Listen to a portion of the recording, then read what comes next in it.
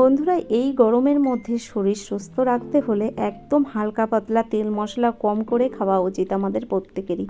তেমনই তেল মশলা কমে একটা রান্না আজকে তৈরি করে দেখাবো, সম্পূর্ণ নিরামিষ একটা রেসিপি।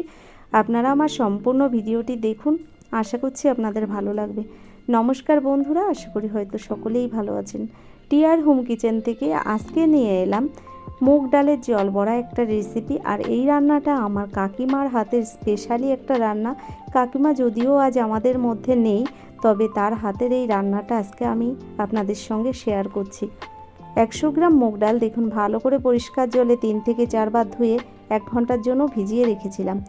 জল থেকে আমি ডালটা তুলে দেখুন মিক্সির মধ্যে একটা পেস্ট বানিয়ে নিয়েছি।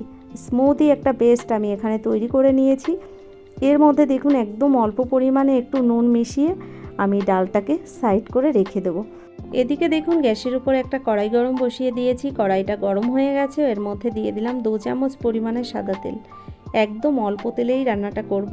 দেখুন তেলটাও সুন্দর গরম হয়ে গেছে। এর মধ্যে একটা আলু ছোট ছোট টুকরো করে কেটে নিয়েছি, আলুগুলো দিয়ে দিলাম তেলের মধ্যে। অল্প পরিমাণে একটু নুন হলুদ দিয়ে আলুটাকে আমি সুন্দর করে ভেজে নেব। তো দেখুন অল্প পরিমাণে একদম দিয়ে দিলাম নুন, একটু হলুদ দিয়ে ভালো করে নেড়ে চেড়ে আলুগুলোকে ভালো করে ভেজে নিচ্ছি।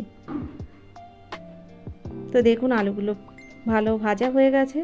এবার আলুগুলোকে আমি নামিয়ে নিচ্ছি। আলুগুলো ভেজে নামিয়ে নেওয়ার পরে ওই তেলের মধ্যে আমি পটলগুলোও একইভাবে ভেজে নেব।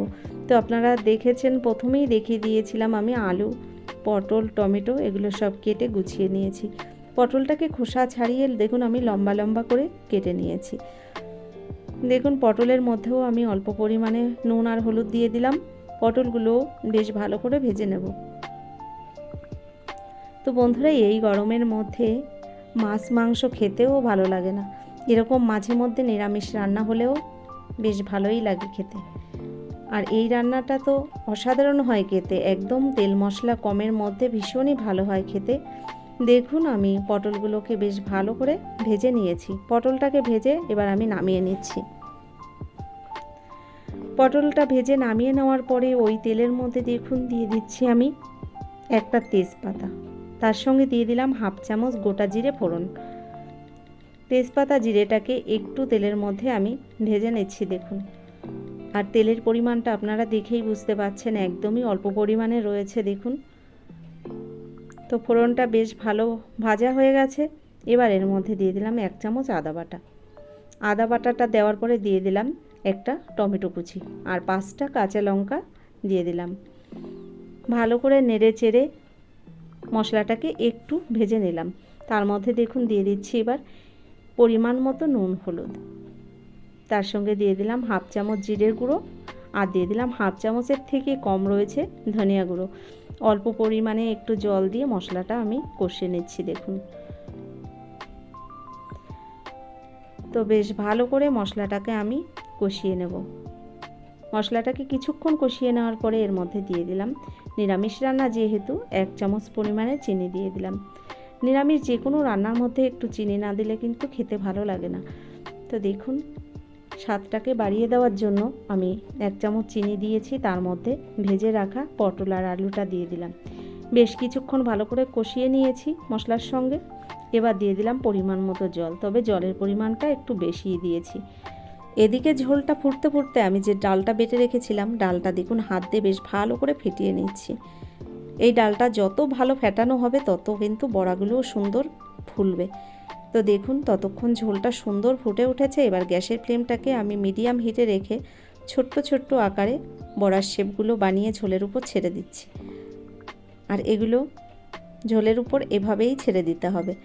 তবে গ্যাসের ফ্লেমটাকে যদি বাড়িয়ে দেওয়া হয় তাহলে কিন্তু এই বড়াগুলো ভেঙে বা গলে যেতে পারে, যে কারণে গ্যাসের ফ্লেমটাকে লো টু মিডিয়াম হিটে রেখেই এই কাজটা করলে সুন্দর বড়াগুলো তৈরি হয়ে যাবে।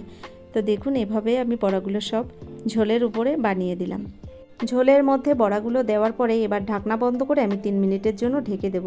ততক্ষণ বড়াগুলো সুন্দর ঝোলের মধ্যে সেট হয়ে যাবে। চলে এলাম 3 মিনিট বাদে, দেখুন ঢাকনাটা খুলে আপনাদের একটু খুন্তি দিয়ে নাড়িয়ে দেখাচ্ছি বড়াগুলো কত সুন্দর সেট হয়ে গেছে। তবে গ্যাসের ফ্লেমটাকে এবার একটু বাড়িয়ে দিয়ে আরও কিছুক্ষণ আমি রান্নাটা করে নেব। এদিকে আলু পটলটাও সুন্দর সিদ্ধ হয়ে গেছে। তো এবার রান্নাটা প্রায় হয়ে গেছে, তবে নামিয়ে নেওয়ার আগে আমি এই ঝোলের মধ্যে একদম অল্প পরিমাণে দিয়ে দেবো একটু গরম মশলা গুঁড়ি। দেখুন দিয়ে দিলাম, এটা একদমই অপশনাল, আপনারা যদি না চান তাহলে আর দেওয়ার দরকার নেই। দেখুন গরম মশলা গুঁড়িটা দেওয়ার পরে ভালো করে গরম মশলা গুঁড়িটাকেও মিশিয়ে দিলাম ঝোলের সঙ্গে। এবার আমি ঢাকনা বন্ধ করে স্ট্যান্ডিং টাইমে রেখে দেবো কিছুক্ষণের জন্য।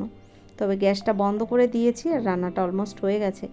তো বন্ধুরা, মুগ ডালের জল বড়া রেসিপিটি আজকে কেমন লাগলো অবশ্যই সেটা আমাকে কমেন্টসের মাধ্যমে জানাবেন। যদি ভিডিওটি ভালো লেগে থাকে অবশ্যই ভিডিওটি দেখার পরে একটা লাইক দিয়ে দেবেন।